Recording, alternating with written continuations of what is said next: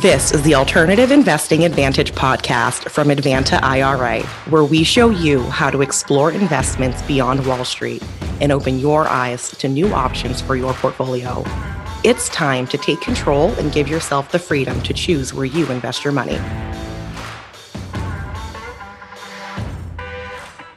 Hi, and welcome to another edition of the Alternative Investing Advantage podcast. My name, as always, is Alex Perny. Thank you very much for joining with us today on another great episode. Today, we are very pleased to welcome on Darin Davis, principal at Club Capital.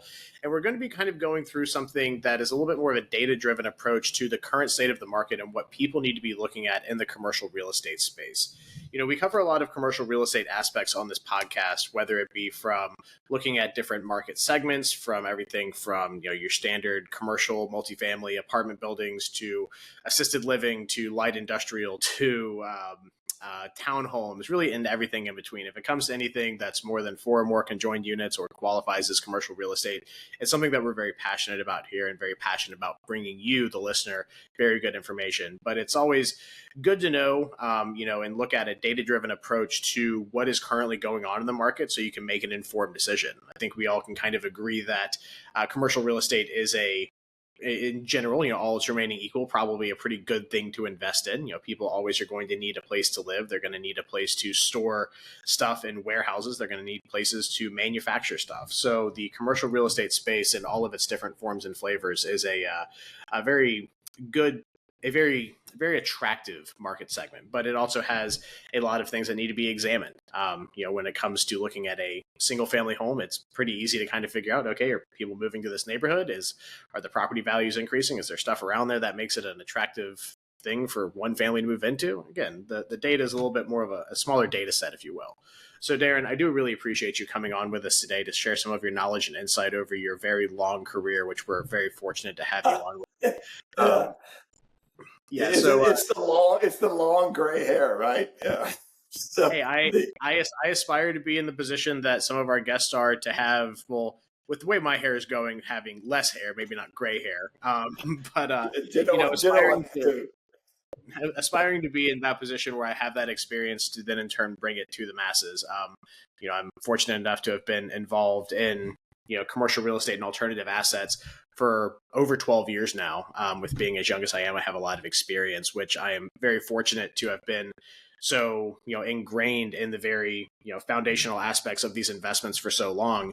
But, it pales in comparison to the experience that some people have. So thank you for taking some of your time to be with us today. If you wouldn't mind, give us a little bit of background about yourself, and then we'll kind of jump into the topic at hand, which I'm really excited to dig into.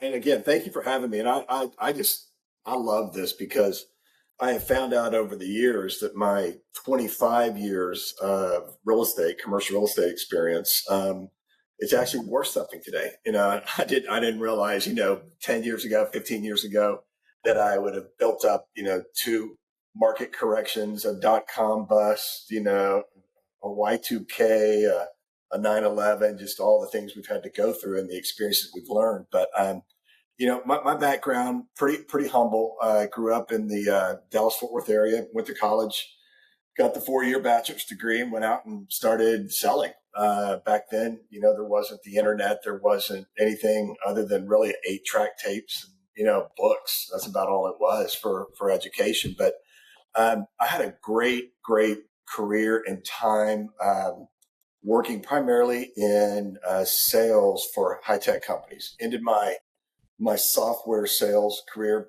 out in San Francisco. And what was interesting to me is I was working literally, just like we all hear, I was working Monday through Friday. I was making great money, but I didn't have a life. I was working 10, 12 hours a day, doing really well. But I just had this epiphany one day. And, you have life events. My father had passed away, and I said, you know what? And it was unexpected. And I said, I've got to do something different. But I didn't know what different was. I just knew I had to do something different. And lo and behold, I was introduced to a whole different, thought process, different industry, and looking at control and cash flow. I never even thought about cash flow. Dad was Marine Corps, mom was a teacher, paycheck to paycheck. That's the world that I grew up in. But then I started understanding what cash flow could do. And I said, it was just like a light bulb went off. I said, I don't know where I'm going with this, but something has just gotten me incredibly excited. And that was back in 2002 when I made the formal commitment. I'd kind of done stuff prior to that, but ever since then, I best decision I ever made was to go out and learn how generating cash flow and the advantages of real estate and all the things that are associated with what we're doing about cash flow and real estate. And that here I am today. I've had a great, oh my gosh, we've been in Austin, Texas area for 18 years in this market, seeing two market kind of bust and, a lot of tremendous growth. And we're just very fortunate, and I love what I do. And I love to share some of the experiences and what I think is happening going over the course of the next, year to 5 years. Yeah, no, absolutely. And it's one of the things that I find, a little concerning is that when so many operators for, if you could have been an operator over 10 years and really basically have done no wrong in the commercial real estate space. We've been very fortunate to have had such a phenomenal market for the past 10 years. But you could have someone that comes in and says, hey, I am, look at my track record, and it's not 4 or 5, it's a decade plus of really, having done no wrong.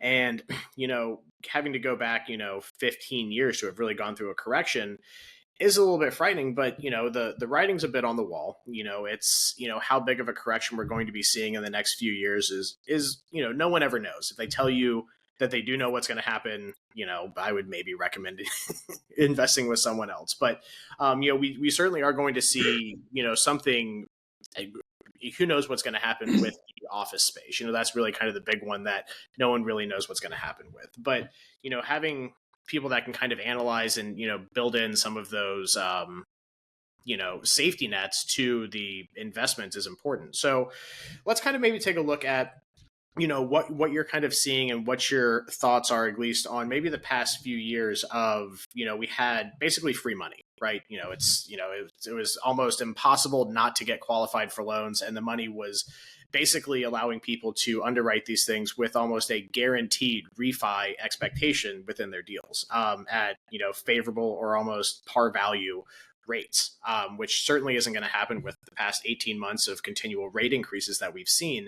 So, what are your kind of thoughts on, what the market has been doing and how that's going to effectively set up what's going to start occurring now in commercial real estate? And then we'll kind of examine going forward into the future of things that can be done differently to help with that.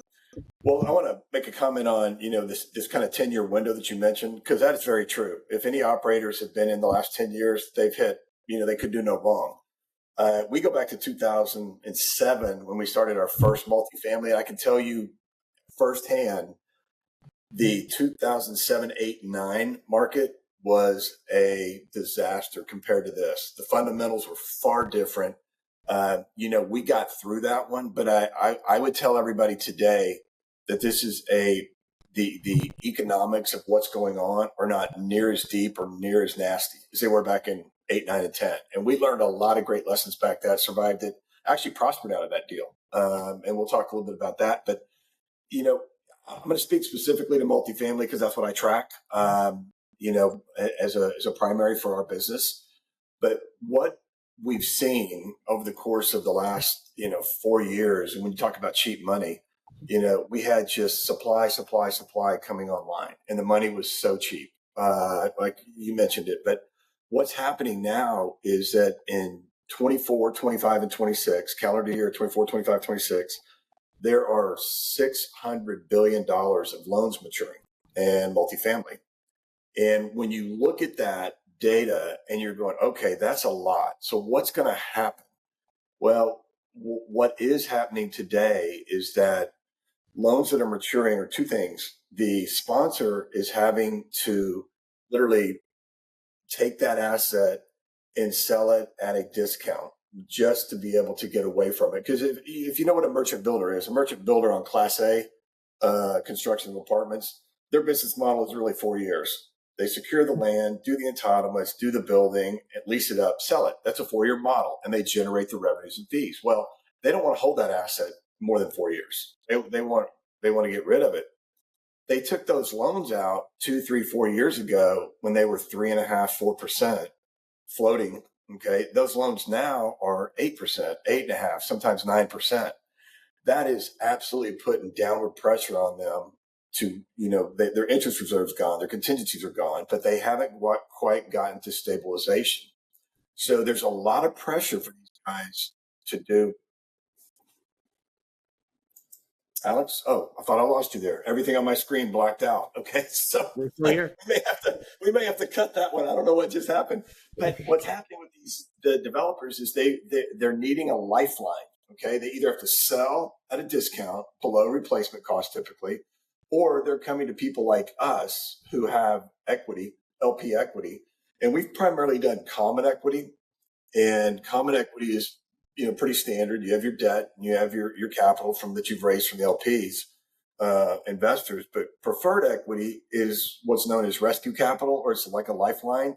And so what's happening is we're able to bring in maybe $2, $3, $4, $5 million and place that money right behind the senior debt, but ahead of the common equity to actually finish that project. So, and it's, the difference really is it's in a more secure position because it gets paid out first.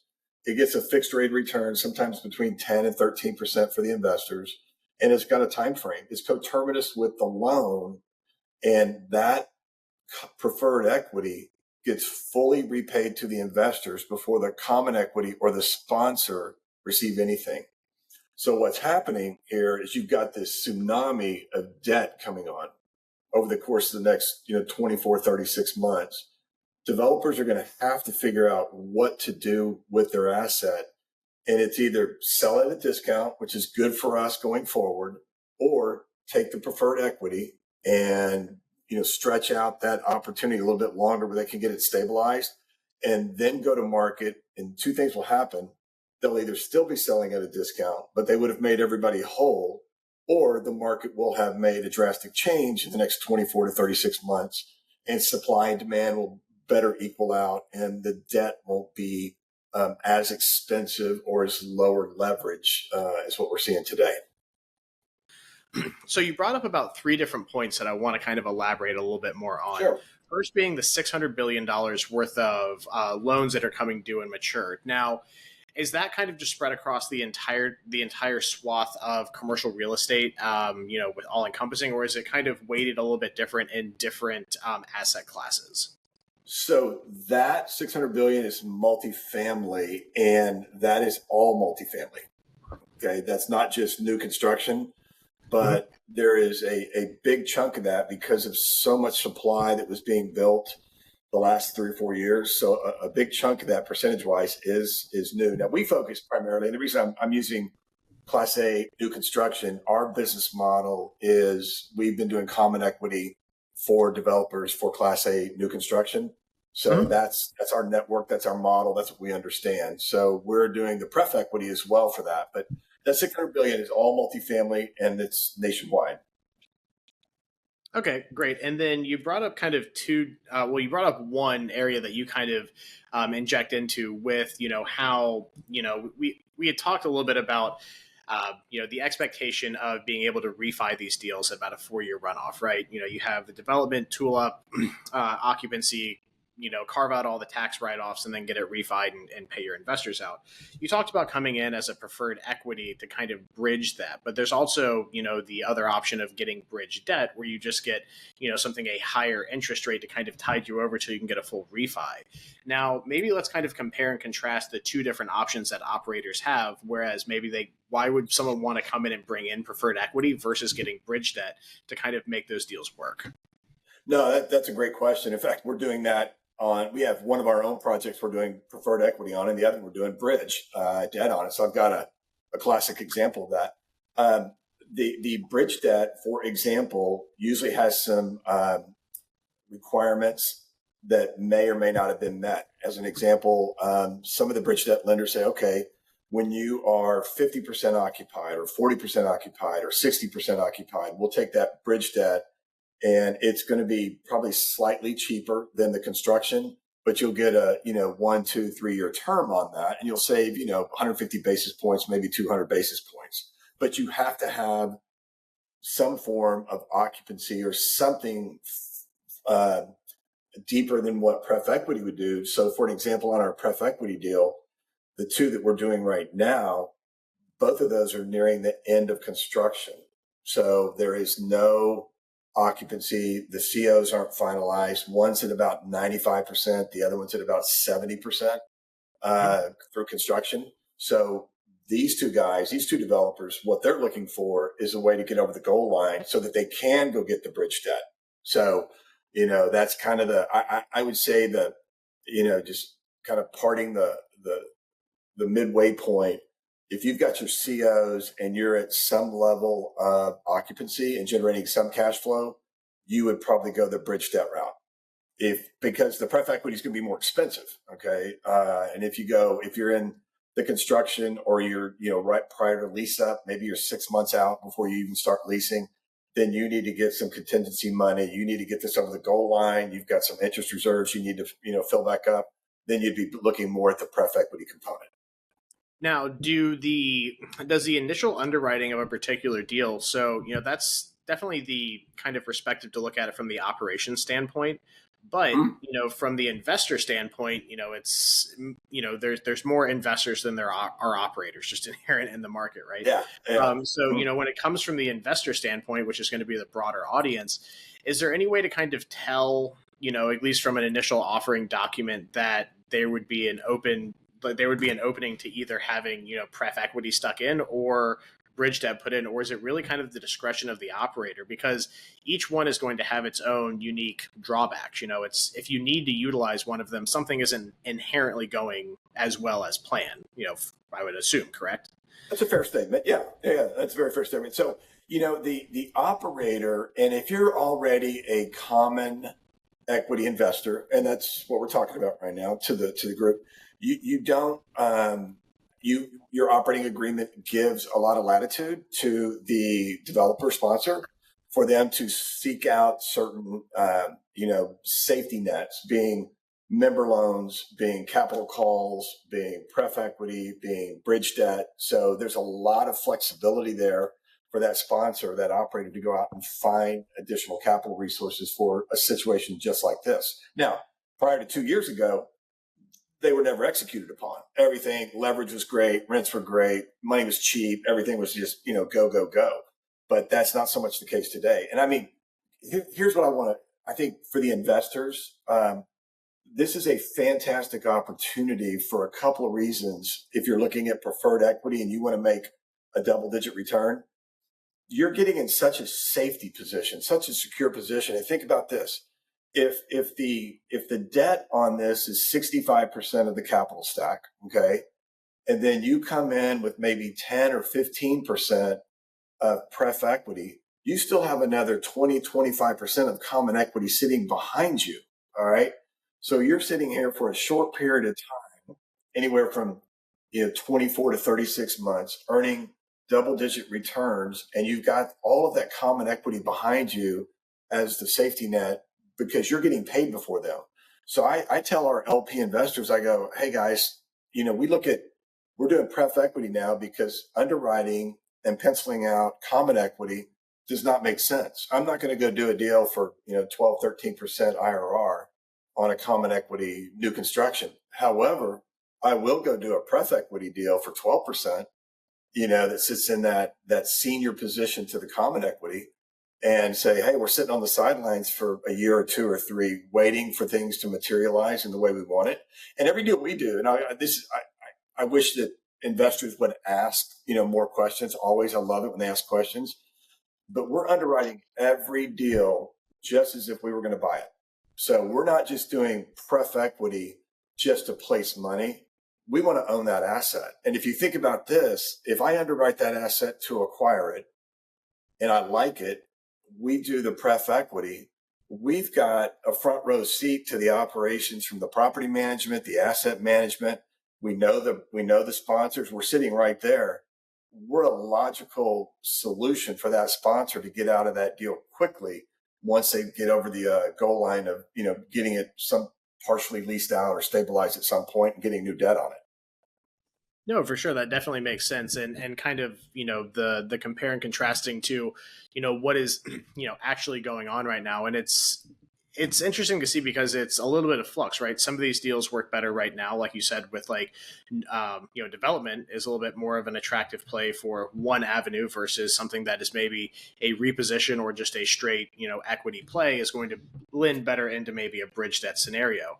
So, with the market changing right now, I think that's a good analysis of, what it currently stands at. But where do you kind of see this going? And I kind of like to look at it from a few different perspectives. One, how deals are going to be underwritten going into the future. What are some things that are going to be looked at? Is it going to be strictly that there is just going to be a need for much more basis in the property to begin with? There's going to be a lot less debt and underwriting. Those loan to value ratios are going to have to be skewed a lot more than just, raising a 20-30% raise. Now it maybe is a 50% equity raise that you need to do before you can start closing on stuff. Or is it going to just be, something else that maybe I'm not even thinking of? Because I think it's good to start looking into, the next 12, 18, 24 months of where things are going to start going. And especially with it being an election year, it's who knows what can happen, especially with, what's going on right now. Well, I think people's expectations got seriously skewed, 5, 6, 7 years ago. I mean, we were seeing, I was, being a little older in this industry, I was looking at, LP money was saying, well, I'm getting 18% a year, I'm getting 20% a year, and I'm getting, on and on and on. And I was going like, I just don't see this continuing. I mean, expectations, okay, prior to, let's say 2010, okay, 8, 9, 10. If you were going into a traditional syndication deal, the expectations were 7 or 8 preferred return, and you were probably, making an IRR of 15, 16%. And that was pretty standard because money wasn't as cheap. Rents weren't where they were. But I mean, when we hit the cheap money and then everything that happened and we had this 10 to 12 year run, I think expectations really got whacked. And I do not see investors, if you're going to look for 2019 returns, 2018 returns, 2020, I don't think those are coming back anytime soon. I just don't. I still think real estate needs to be an important part of your portfolio. I don't think it needs to be a huge, the number one piece, but it still needs to be there. Good operators, I think, will set expectations. And something I tell everybody, I tell this all the time, especially newer guys that are quizzing us about, hey, I want to do this. But two key things. Let's just say you have a couple $100,000. All right. Do not put it with one operator. Okay. If this is your first, you've got to go to 2 or 3, see how they operate, see how they communicate, see what type of reporting they do, and then favor the one after a year or 2 that you like for your next investment. So I tell that to everybody. And the other thing I tell people, I said, man, do not chase this unicorn return. Build a relationship with that operator. Being in this, we have 15-year investors that don't even look at the OMs anymore when we send them out, the offering memorandums, which is the investment. They trust us and they just say, I'm in, and it takes time to build those relationships. And I would hope that everybody, because anytime I see, and you even mentioned it just a second ago, if somebody's saying, hey, we're going to do 18, 19, 20%, no, you're not. You can put anything on paper, and there is a unicorn every now and then. There is, and I'm not, I wish I could hit more of them. I think I've hit one in 20 years. But really build that relationship and don't chase those returns, and spread your money out in the beginning for sure.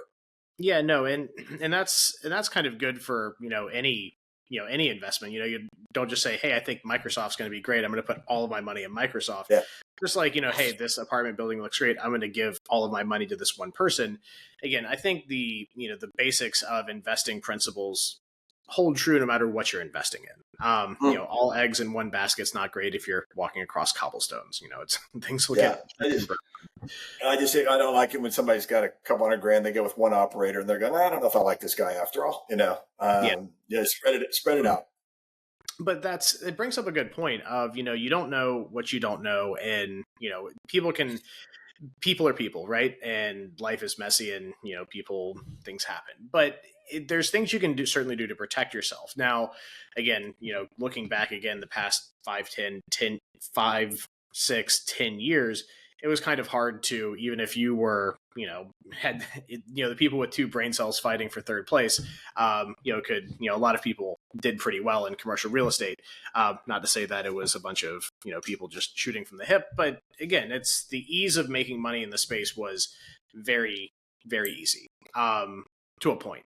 But coming into this, it's going to be a lot more constrictive. What are some things, at least, that if you were coming into this, would really look at, if you're looking at an offering memorandum, you're looking at the PPM, some things that would kind of make you pause? Would it be things like operators saying, hey, we're going to be doing returns of capital instead of returns on capital? Is it things like saying, hey, we are expecting a refinance event at a certain date? Less reserves coming into a deal, less equity. What are some things that you think are really important for an investor to look at, besides being comfortable with whom you're investing in and spreading around some of that wealth, if you will, to different people? What are some things that you really feel like would benefit people to say, hey, if you're seeing this, either ask more questions or maybe look at just a different avenue to go with? Yeah, and that's a great question, because if you're talking to a sponsor and they do, here's the low hanging fruit. Obviously, you want to see their track record, and you do want to check references. And don't be lazy about that. I mean, dig in. And if somebody's asking a lot of questions, I like that a lot, because I know they're serious and they're interested about learning, right?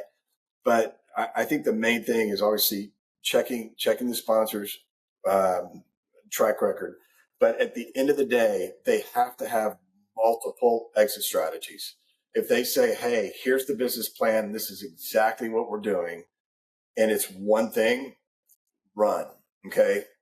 They've got to have a plan B and a plan C, not, because the world changes. We've all just figured it out. That's what's driven the opportunity for us in pref equity. We had no idea 3 years ago that we would flip our business model from a common equity model to a pref equity model. We had no idea. All right. So, but we knew how to do it because we had done it 12, 13, 14 years ago. But having a plan B, or being flexible enough to have a plan ABC in the business model, and every operator, they will provide you a business plan. And in that business plan, it needs to be well documented. What if A doesn't happen, then B, if B doesn't happen, then C. Well, and you bring another good point, because we talked about it a little bit earlier, but the leverage component, as we know, when you have 75% of your money coming from the senior lender of the bank, and it was at 4.5%, 5%, that is far more attractive than having to pay the LP equity guys, a 10% pref and then all the upside on that. It's becoming really difficult to underwrite. That's why we've seen such like our construction starts here are down 50% year over year. Okay. So granted, we were a little high, but down 50% in 1 year is significant. All right. And the whole reason is the deals don't pencil. They're too expensive. There's more supply than demand right now. So, I don't see, and I know this fairly confidently, we're not going to see any significant new construction coming online until probably sometime in mid 2026. Almost nationwide, the supply is higher than demand, almost all the way through the nation. And we primarily work in Texas and Florida. We see a little high supply today. We see a little bit less in 25, and about mid 26 is when we finally see demand outpacing supply. Florida, the same thing. The United States overall, it's a little less, but it's still in sometime in 26. So, looking at deals today that are, common equity development deals in our world, or even acquisitions, I don't see a lot of that happening over the course of the next 18 to 24 months. I just don't, they don't pencil, too much risk. What I do see is private credit, which you may have had somebody on the show talking about private credit.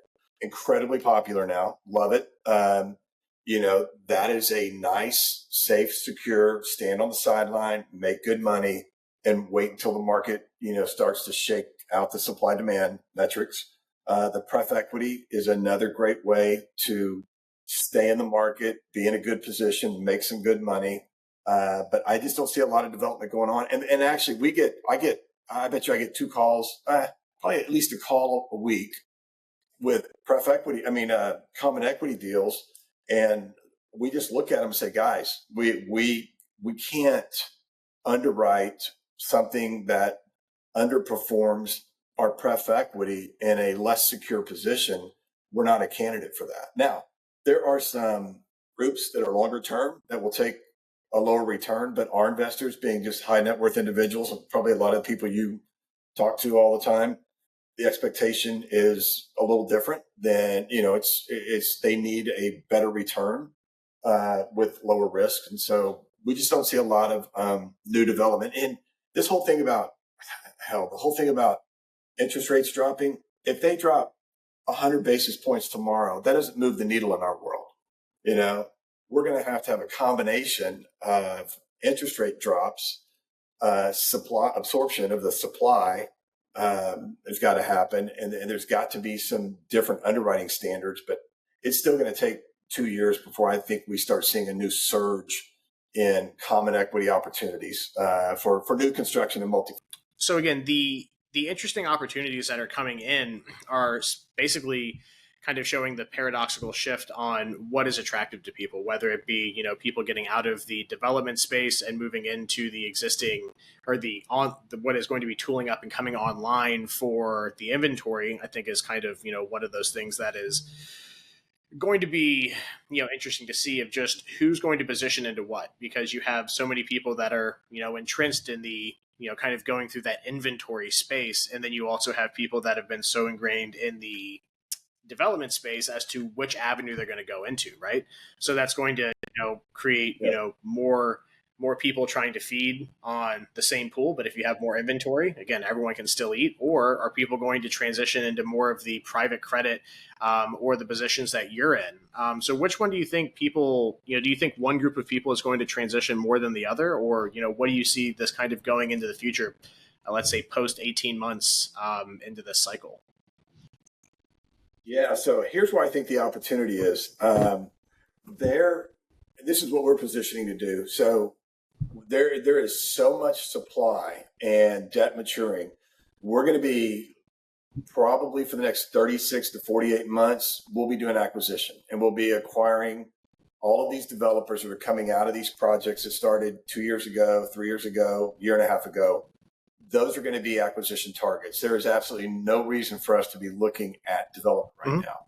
And in those acquisitions, what we're seeing is these developers are willing to say, hey, I need to get out of this loan. I need to get out of this deal. And I'm willing to take a certain price so that my investors are made whole.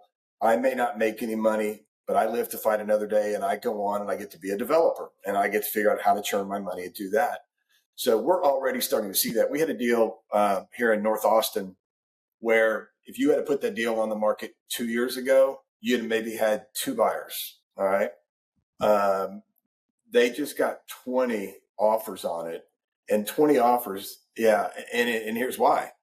They priced it to sell it, and it's below replacement value. And so we're starting to see the crack in the dam is starting to open, and we're starting to see some of these opportunities. I mean, I think it was yesterday, maybe KKR just spent $2.1 billion acquiring a multifamily portfolio, which is almost all below replacement value.